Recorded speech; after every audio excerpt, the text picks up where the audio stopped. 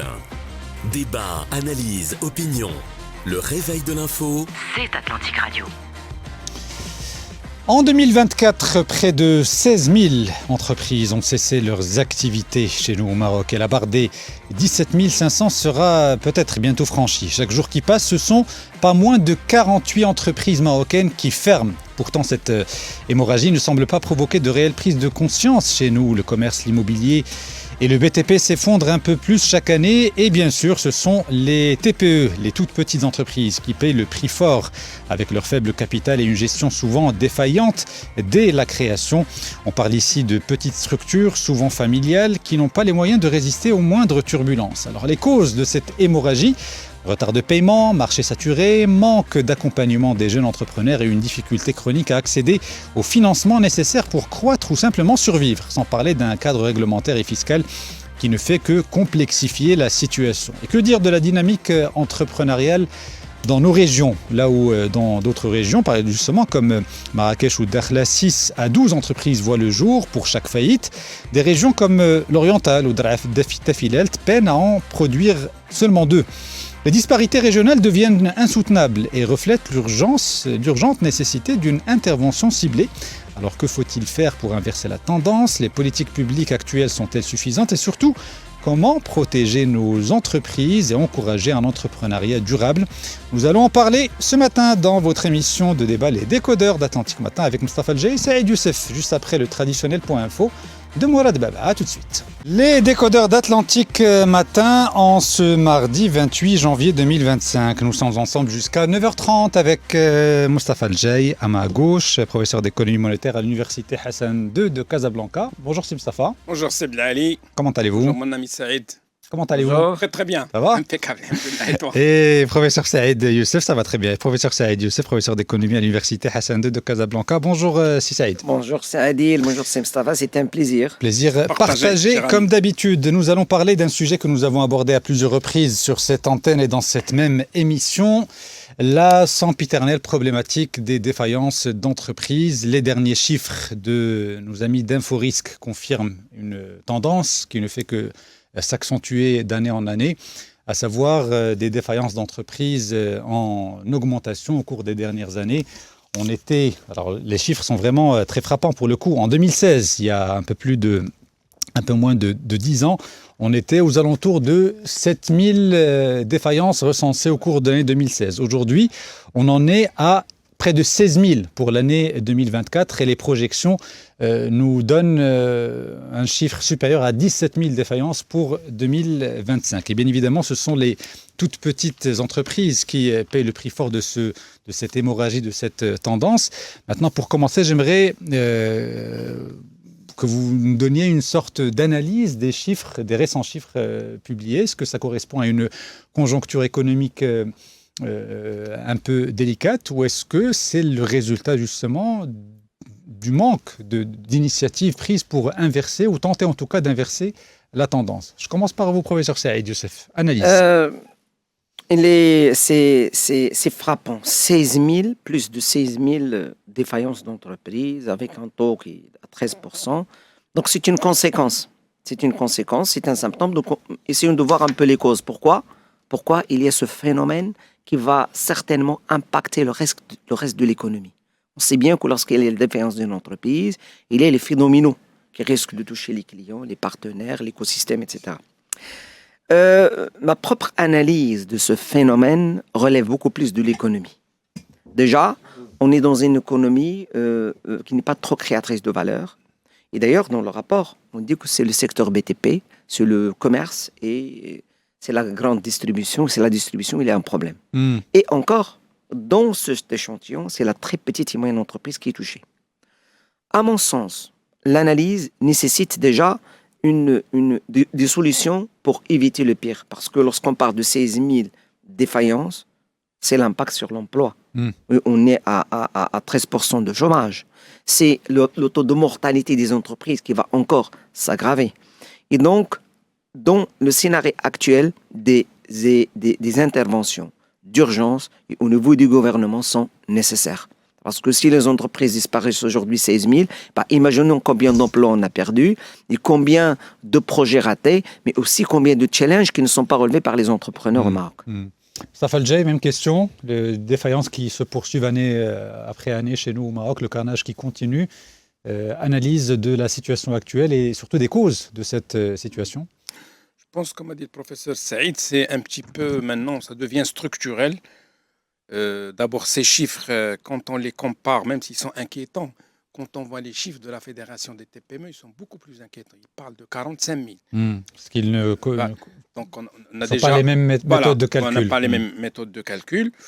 En plus, ce que j'aurais aimé bien voir, c'est que quel est le nombre d'années d'existence de ces TPME, sachant que 90% des TPME au Maroc font moins de 3 millions de dirhams. On a un tissu entrepreneurial très atomisé. Donc, c'est des toutes petites entreprises avec tous les inconvénients qu'on connaît, sous-capitalisation, mauvaise gestion, manque d'accompagnement. D'ailleurs, le rapport, il le dit, dans l'article que l'économiste a publié hier. Et bien évidemment, comme a dit le professeur Saïd, les conséquences sont désastreuses pour l'emploi, pour le règlement des fournisseurs. Et peut-être on va aborder tout à l'heure les causes. On va l'aborder tout de suite parce que l'une des causes qui revient à chaque fois qu'on aborde ce sujet, c'est les retards de paiement et les délais de paiement. C'est pas suffisant. Mais certains estiment justement que ce n'est pas... Voilà. C'est une des causes parmi tant d'autres. Il ne faut pas revenir à chaque fois à ce même argument pour expliquer la situation actuelle. Est-ce que vous partagez ce sentiment ? Oui, tout à fait. Donc, c'est vrai, c'est une des raisons importantes. Mais d'abord, c'est l'accès de ces entreprises à la première commande qui est le plus difficile. Surtout quand il s'agit d'entreprises en création. Et on le voit surtout par rapport au marché public. Donc, même s'il y a 20% qui sont dédiés aux TPME et aux PME, ce n'est pas toujours le cas parce qu'ils n'ont pas de référence. Le plus difficile, c'est l'accompagnement avec toutes les tares que ces TPME portent en elles-mêmes. Donc, sous-capitalisation, manque, si vous voulez, de qualité en termes de managériel. Parfois, il y a la confusion aussi entre l'entreprise et la poche, etc. etc. On ne va pas revenir sur tous ces détails. Et moi, ici, on n'a que les entreprises qui s'inscrivent dans ce qu'on appelle le livre 5 du Code de commerce. C'est ça. Il y a beaucoup d'entreprises qui sont soit en cessation d'activité, elles restent en veilleuse. Il y a beaucoup d'entreprises, affaires personnelles, qui mettent la clé sous le paillasson. Quand je vois, par exemple, les statistiques des restaurateurs qui disent que chaque année, il y a 14 000 petits snacks, restaurants, cafés qui ferment, donc juste dans cette activité qu'on peut classer dans les commerces. Quand on parle des BTP, je ne sais pas si vous vous rappelez, dans les BTP, avant, il y avait une quarantaine d'entreprises, même de middle market, des grosses PME. Maintenant, la majorité ont disparu. Il y a 5 ou 6 grands groupes. Et donc, c'est symptomatique tout cela. Et peut-être on va aborder les solutions dans un deuxième volet. Moi, personnellement, je ne suis pas très convaincu d'avancer le délai de paiement comme cause principale de cette défaillance. Il y a les facteurs endogènes liés aux entités économiques. Déjà, c'est le manque d'innovation. On n'a pas trop réussi la transition numérique. Le problème de vision stratégique, la commande publique, il n'y a pas accès. On n'arrive pas à régler les litiges. Vous savez qu'aujourd'hui, les litiges au niveau des entreprises, on est obligé d'aller directement aux tribunaux, ça traîne. Donc, il y a plusieurs raisons. À dire uniquement que c'est une question de délai des paiements ne me semble pas trop convaincant. Le grand problème aujourd'hui, et comme l'avait dit Mustafa, c'est que c'est concentré au niveau de la très petite et moyenne entreprise. Et on sait que la très petite et moyenne entreprise, c'est l'essentiel du tissu économique marocain. Les raisons, bien sûr, relèvent beaucoup plus à la taille de ces entreprises qui sont de très, très petites. Donc, ils sont vulnérables d'un point de vue économique.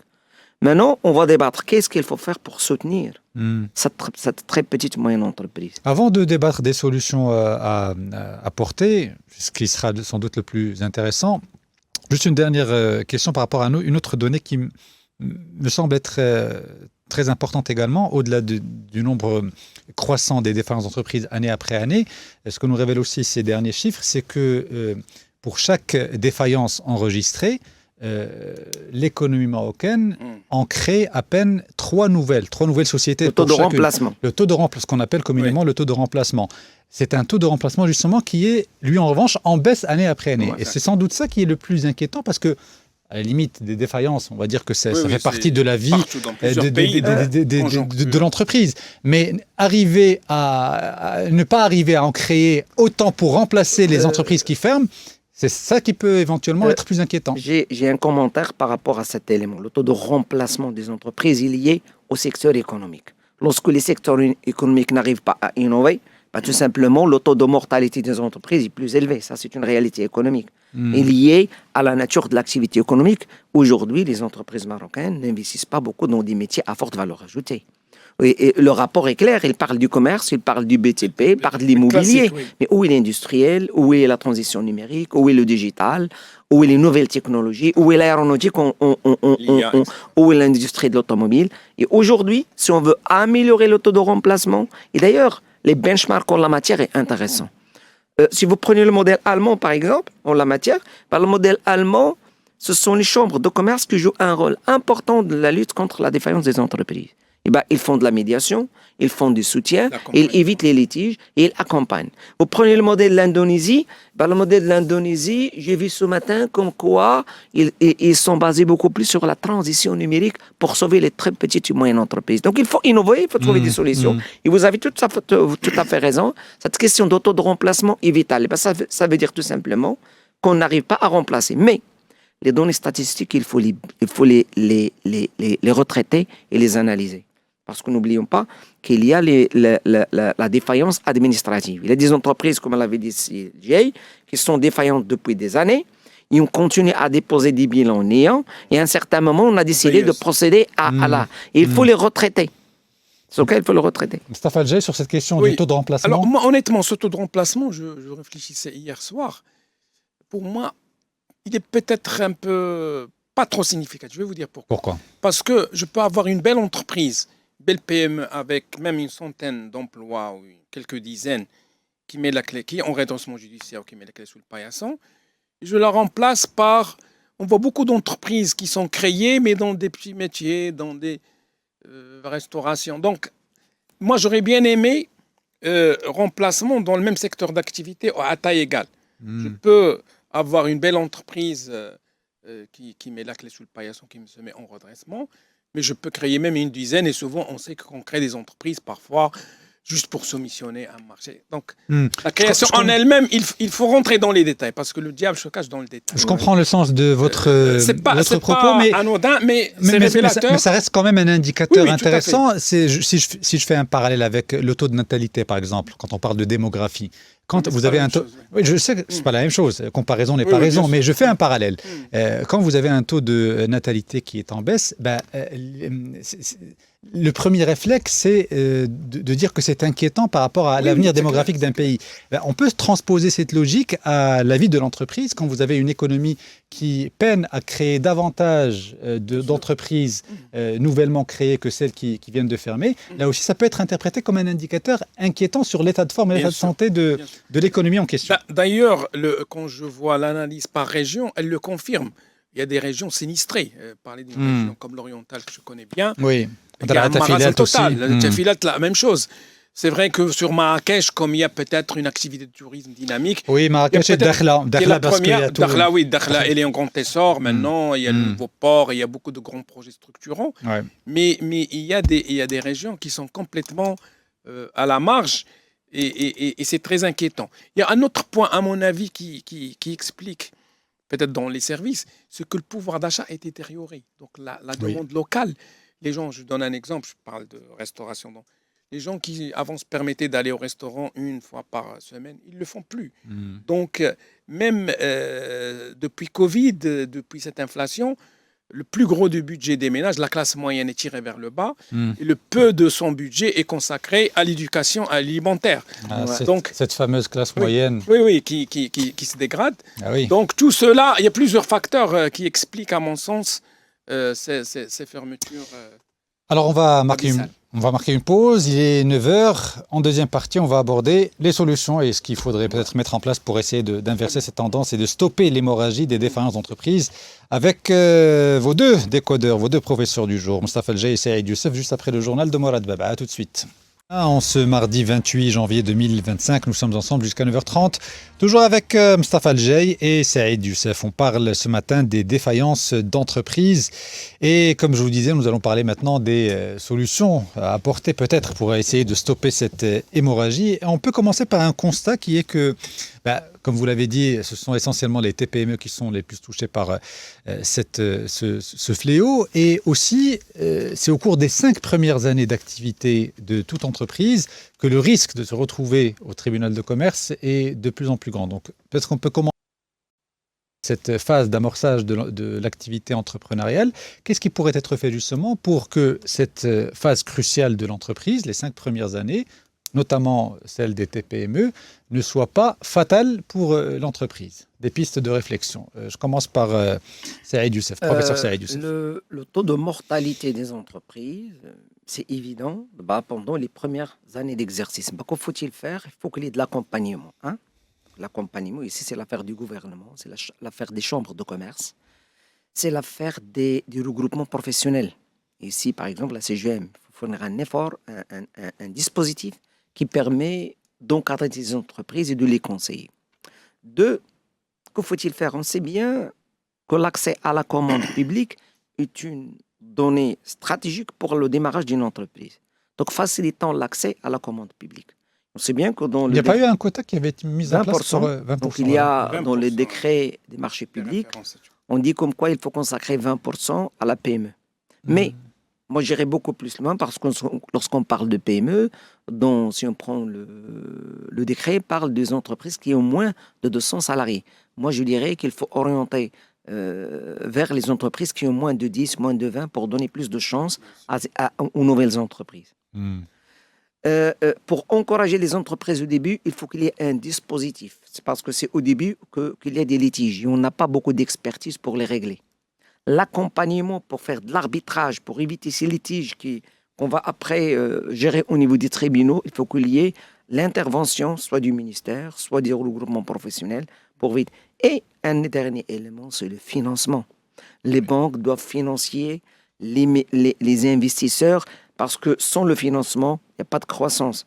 Et le secteur bancaire doit prendre de plus en plus des risques pour financer les secteurs novateurs et surtout les nouveaux secteurs comme par exemple l'aéronautique, l'intelligence artificielle, le digital. Ce sont des métiers, les métiers d'avenir, parce que ce sont ces métiers qui vont encore créer dans l'entreprise davantage et qui vont encore lutter contre le chômage. Donc, orientons nos efforts vers ces dimensions. Mostafa El Jay, même question.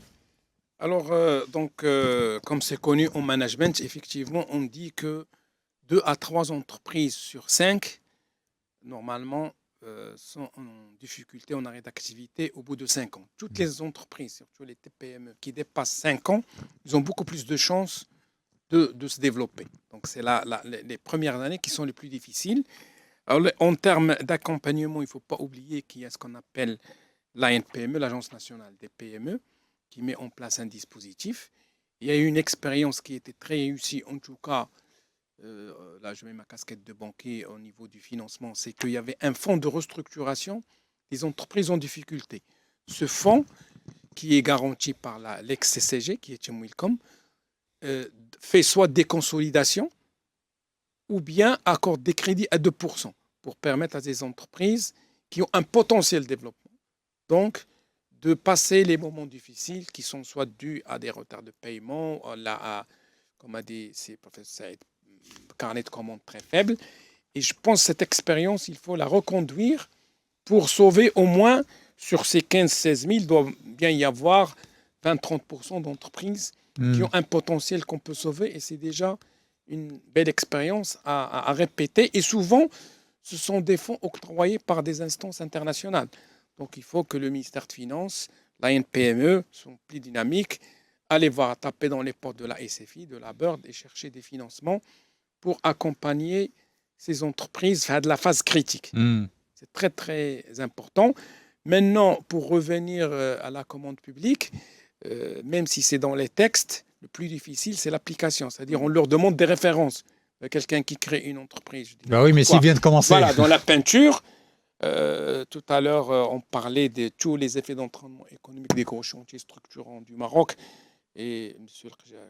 la CGM disait qu'il y a des grands mastodontes étrangers qui prennent les grands marchés, mais les entreprises marocaines peuvent travailler en sous-traitance, mais il faut leur donner, je parle des TPME, cette première chance. Si on leur dit vous n'avez pas de référence, ils ne vont jamais. Pour cela, il y avait une belle expérience initiée par la CGM qui était la première commande. Et la CGM a aussi un rôle important à jouer. Malheureusement, les chambres de commerce, je suis désolé, ils sont complètement out par rapport à beaucoup de sujets. Il faut le redynamiser. Mais au niveau de la CGM, il y avait la première commande d'une plateforme. Quand vous avez une grosse boîte, je ne sais pas moi, comme Cosumar qui veut peindre un atelier, le petit peintre qui peut rentrer dans l'application, on lui donne cette chance. Et bien évidemment, au niveau de l'entreprise, il faut qu'il soit à qualité égale ou presque égale, parce qu'on ne peut pas aussi faire de la charité et donner à quelqu'un qui n'est pas sérieux, qui n'est pas professionnel. Donc il y a plusieurs ingrédients à mettre en place pour sauver le volet financement. Il y a aussi le volet, pour moi, le plus important, c'est surtout le volet commande et le volet, si vous voulez, business, sales, chiffre d'affaires. Notamment lors de la première phase de démarrage de l'entreprise. Dès qu'il a fait la première, deuxième commande, ça, il a des références, il peut s'envoler. Et on a vu, moi j'ai eu la chance de travailler beaucoup sur le jeune promoteur dans les années, fin des années 90. Et si je peux vous dire que le plus grand leader maintenant des BTP, Jetalu, qui était jeune promoteur, ou d'autres entreprises que je peux citer, Dicapa qui est dans le papier, qui est un géant. Oui. On a vu beaucoup de jeunes promoteurs qui ont démarré les années 90 avec 1 million de dirhams. Maintenant, ils font quelques milliards de chiffre d'affaires. C'est des exemples à oui, des best practices à suivre. Et c'est des gens qu'il faut amener, qu'il faut qu'ils parlent comment ils ont démarré, les difficultés qu'ils ont connues, et comment, en 10 ans, ils sont devenus un géant. Alors lui, il ne va pas nous raconter comment il a démarré sa carrière, mais il est là pour nous donner les dernières informations, quoique ça pourrait être très intéressant. Des choses à dire. Karim Droné nous a rejoint pour l'essentiel de l'info. A tout de suite d'Atlantique Matin, toujours avec professeur Moustapha Adjei et professeur Saïd Youssef. On va parler maintenant du cash, si vous le voulez bien. C'est un sujet que nous avons abordé. Oui, tout le monde en a besoin. C'est un sujet que nous avons abordé à plusieurs reprises ces derniers jours et ces dernières semaines, et à juste titre parce que vous n'êtes pas sans savoir qu'il y a eu une vaste opération de régularisation, de déclaration du cash dissimulé. Et nous avons eu les chiffres officiels de cette opération. C'était une réussite du point de vue des chiffres, tout simplement. On parle de 127 milliards quand même de dirhams qui ont été déclarés. Maintenant, la question, on a abordé plusieurs aspects de cette question, notamment sur le rapport que doit entretenir à présent le contribuable, avec un grand C, avec l'État marocain. Fawzi El-Rja, qui était à la CGM la semaine dernière, a dit pas mal de choses intéressantes là-dessus. Nous en avons parlé dans cette émission. Maintenant, ce qui m'intéresse de voir avec vous aujourd'hui, c'est à quoi va servir ce cash déclaré, ces montants régularisés qui ont été intégrés dans le circuit formel à travers le circuit bancaire. Concrètement, je pose la question, à quoi va servir ce cash, à part aider ceux qui l'avaient dissimulé pendant je ne sais pas combien d'années à rentrer dans le circuit formel et à être en règle. Mais pour l'économie marocaine, est-ce que ça aura un impact positif dans l'immédiat? Je commence par vous, Moustapha Adjei. Tout à fait. Donc, déjà, une petite nuance, si tu permets, c'est Ali. Oui. Sur les déclarations des avoirs de 127 milliards, il n'y a que 60 milliards de cash liquide. Oui. Et dans ces 60 milliards, il y a 20 milliards qui étaient déjà déposés chez les banques. Il y a une nuance. Il y a des gens qui avaient des soldes créditeurs importants et ils ont eu peur qu'on leur demande d'où ça vous vient. Donc, ils ont été payés les 5%. Il y a des gens qui ont injecté, effectivement, de la monnaie fiduciaire qui était chez eux vers une monnaie scripturale, qui ont percé. Alors, ce cash, il a d'abord soulagé la trésorerie des banques. Donc, les interventions de Banque al-Maghreb se sont réduites. Je pense que la dernière était de 127 milliards contre 150 auparavant. Et aussi, ce que j'ai constaté, c'est que la bourse était sur une tendance haussière. Mais la première semaine de l'ouverture, on a vu le MASI a dépassé les 16 000 au niveau de l'indice. C'était une grande première. Donc, je pense que souvent c'est des montants importants et les gestionnaires patrimoine des banques ont conseillé à leurs clients, ils ont fait leur métier, d'investir dans le marché secondaire, ce qui est une bonne chose parce que ça finance l'économie.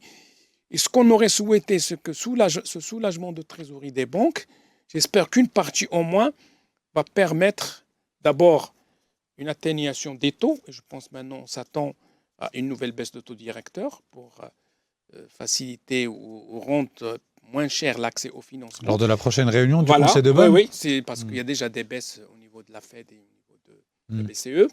Et qu'une partie de cette manne finance les TPE. C'est ça l'enjeu. C'est ça la question. Voilà, est-ce que ça servira entre autres à ça? J'espère, on verra parce que c'est tout récent. On est à maintenant moins d'un mois. Mais c'est le souhait et c'est le but du jeu. Professeur Saïd Youssef. 127 milliards de dirhams, c'est l'équivalent d'un quart de la monnaie fiduciaire en circulation. C'est énorme, c'est important. C'est de l'oxygène qu'on a injecté dans le système bancaire marocain. C'est une bonne partie de la masse monétaire qu'on a un peu intégrée dans le secteur formel. C'est une dose de confiance dans l'investissement privé. C'est une recette fiscale additionnelle pour le budget. Donc, il y a plein de points positifs. Est-ce que ça va vraiment servir? Oui, parce que c'est de l'argent qu'on a maintenant, avec les 127 milliards, on va les retrouver dans le financement des entreprises. On ne doit pas oublier qu'une bonne partie des financements des entreprises provient du compte courant des associés. Donc les associés personnes physiques peuvent demain financer des grands projets et ça c'est une bonne chose. Ça allège aussi la trésorerie des banques, c'est très important. Et la masse monétaire aujourd'hui, le chiffre, c'est quelque chose qu'on cache dans l'économie, c'est 430 milliards de dirhams de monnaie, de cash qui circule au Maroc. Donc, 127, c'est presque le un quart. Et ça, c'est très important. Vous l'avez bien exposé. Est-ce que ça va servir vraiment à quelque chose? Qu'est-ce qu'il faut faire après? Moi, ma propre lecture, que ça va déjà permettre de mettre à l'aise le secteur informel et de l'intégrer progressivement dans le secteur formel. Parce que n'oublions pas que les 127 milliards de dirhams, c'est un bon pourcentage sur le secteur, c'est dans l'économie souterraine, ce sont dans des petites entreprises qui ne sont pas déclarées. Et donc, ça va forcément encourager l'activité réelle, l'économie réelle pour une économie. Et il faut toujours, sur ce genre d'opération, faire plus de communication avec le contribuable. Parce que les 127 milliards, maintenant, il faut un dispositif pour les transformer en investissement créateur de valeur et qui ne se transforme pas vers d'autres secteurs de rente. Et ici, ce qu'on va débattre aujourd'hui, il y est au premier sujet de défaillance des entreprises. Oui. Les 127 milliards, comment les orienter vers des secteurs à forte valeur ajoutée, basés sur l'innovation. On ne va pas les retrouver encore une fois dans les services, ou bien dans le commerce, ou bien dans le BTP. Et ici, c'est l'affaire du gouvernement, c'est l'affaire des associations professionnelles qui peuvent intervenir pour stimuler l'investissement dans ce sens. Et je vais ajouter un élément important. On ne doit pas oublier que lorsqu'on est dans l'économie souterraine, c'est qu'il y a derrière un manque de transparence au niveau du secteur économique, mais aussi un manque de communication pour les pouvoirs publics. Il faut encourager les gens à déclarer, mais il faut encore réduire la charge fiscale. Parce que ce qui pousse les entreprises vers le secteur informel, c'est qu'ils ne veulent pas payer 37% d'hier. C'est trop.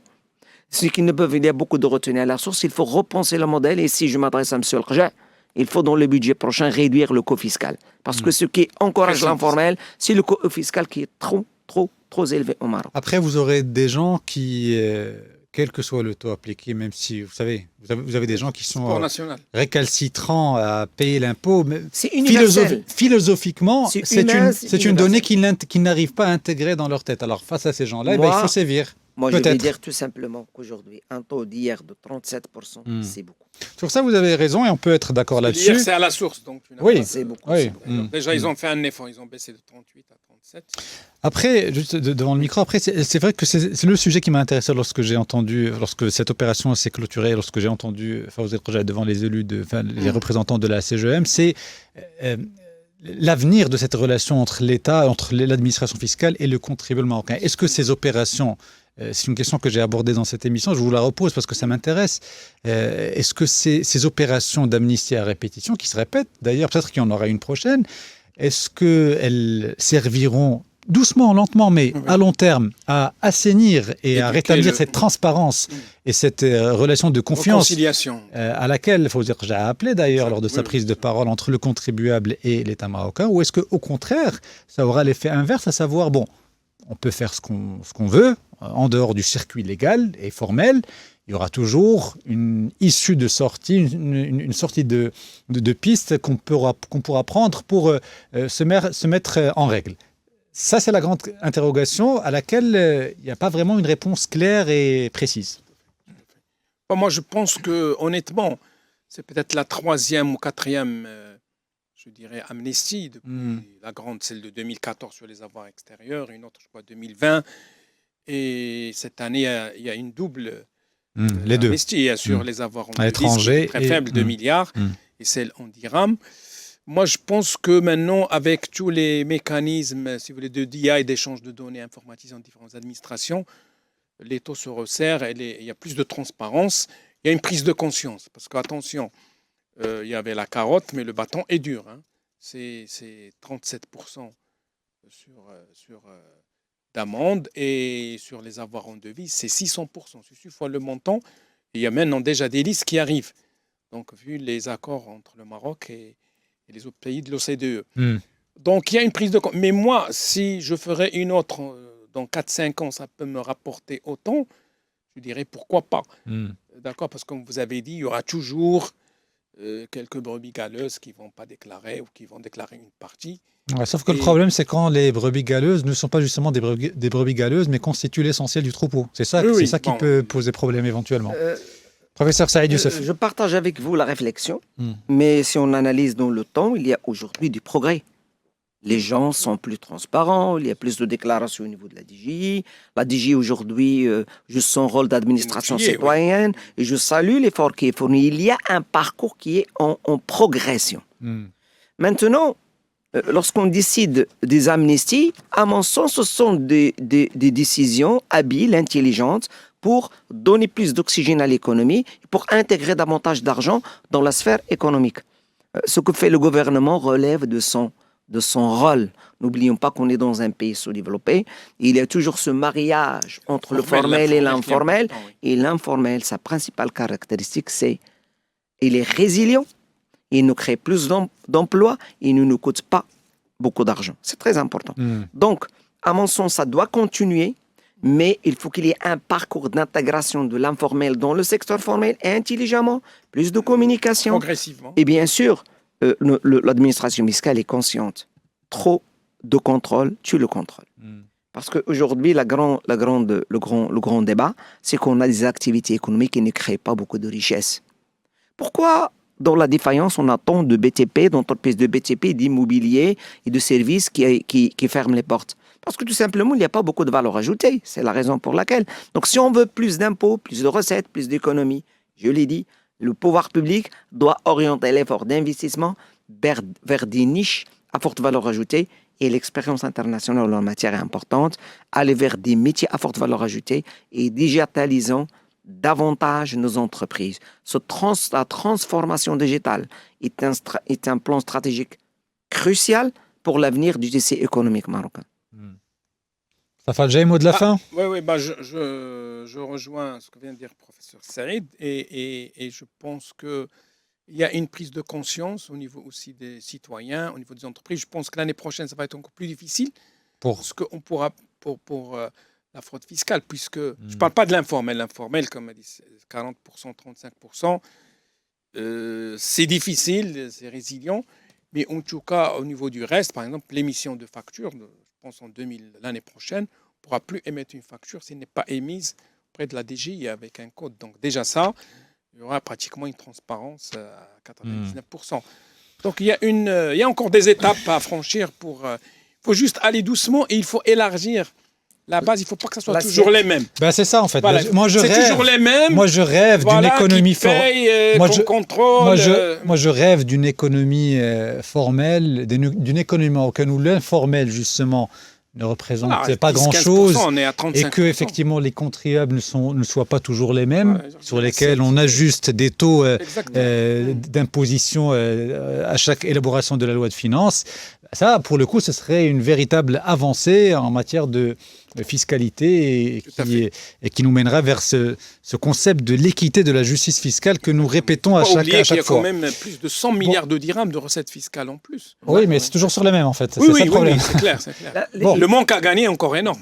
Merci. Le temps qui nous est imparti est terminé. On aurait pu continuer à en parler tant le sujet est passionnant avec vous. Intéressant. On va en reparler à coup sûr prochainement lors de nos prochaines émissions. Merci beaucoup, professeur Saïd Youssef.